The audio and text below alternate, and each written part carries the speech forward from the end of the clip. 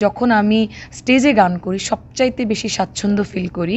আর সেটা যে কোনো জায়গায় হোক, স্টেজ পারফরম্যান্স আমার কাছে অলওয়েজ একটা স্বাচ্ছন্দ্যের জায়গা। দেশে এবং প্রবাসে আপনি তো সব জায়গায় স্টেজ প্রোগ্রামগুলো করেন। জি। আসলে প্রবাসে স্বাচ্ছন্দ্য বোধ করেন বেশি নাকি দেশে, কোনটা?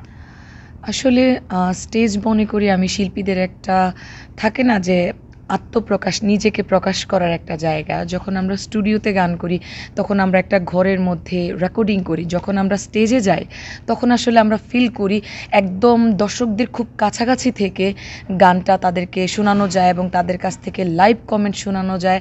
তো আমার মনে হয় যে যখন আমি স্টেজে গান করি সবচাইতে বেশি স্বাচ্ছন্দ্য ফিল করি। আর সেটা যে কোনো জায়গায় হোক, স্টেজ পারফরম্যান্স আমার কাছে অলওয়েজ একটা স্বাচ্ছন্দ্যের জায়গা। আচ্ছা, আমরা যতটুকু জানি আপনি অনেক প্রবাসীদেরকে নিয়েও গান করেছেন। সামনে কি ধরনের আর কি নতুন কোনো কাজ আসছে আমাদের প্রবাসীদেরকে নিয়ে? হ্যাঁ, যারা আমার গান ভালোবাসেন তারা জানেন যে আমার ইসরাত জাহান জুঁই একটি ইউটিউব চ্যানেল আছে।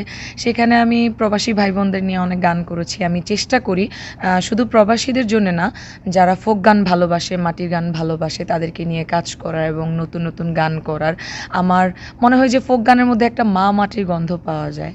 তো সেই হিসাব করে আমি আসলে টুকটাক অনেক সময় নিজের পছন্দের কিছু গান করি। সেই দিক থেকে যারা দেশের বাহিরে থাকে প্রবাসী ভাই-বোনেরা, তারা চাইলেই দেখা গেছে যে বাংলাদেশে যেতে পারে না। তাদের মনটা পড়ে থাকে বাংলাদেশে, কিন্তু তাদের কাজের জন্যে, তাদের জীবিকার জন্যে তারা হয়তোবা দেশের বাহিরে পড়ে থাকে।